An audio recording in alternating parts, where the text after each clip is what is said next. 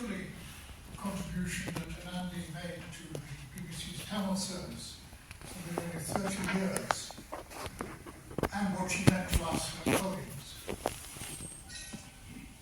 The audience feedback showed that the listeners, both in India and Sri Lanka, admired her as a broadcaster. For a long time, she shared a platform with the doyen of the BBC Tamil service, Shankar Shankaramurthy, whose passion was the Tamil language, of which he was a supremely eloquent exponent.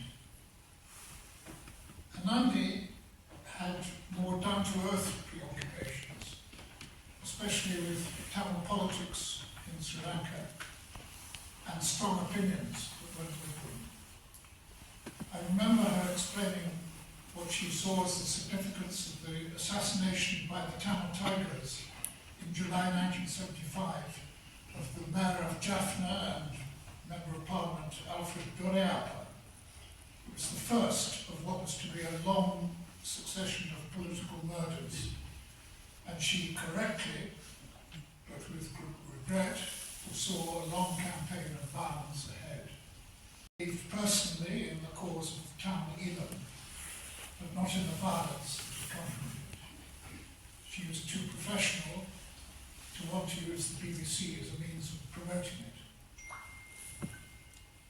As a journalist, she established contact with many of the rival Tamil groups, Tamil political groups, and was one of the few who were able to interview the Tiger leader Prabhakaran in his jungle hideout.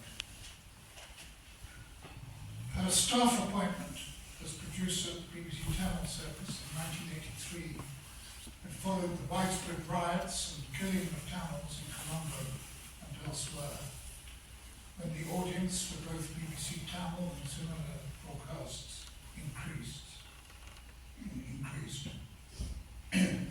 My colleague David Page, who sadly died recently, had managed a similar service, and he was always in close touch with our Tamil colleagues to ensure that the BBC was speaking with one voice.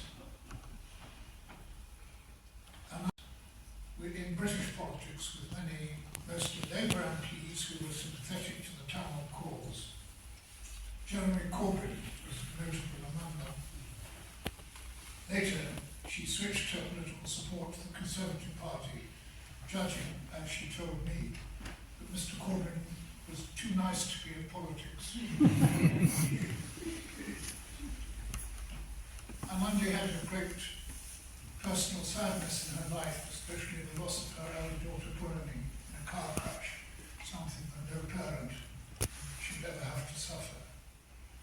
But she will be long remembered, above all, for the strength and warmth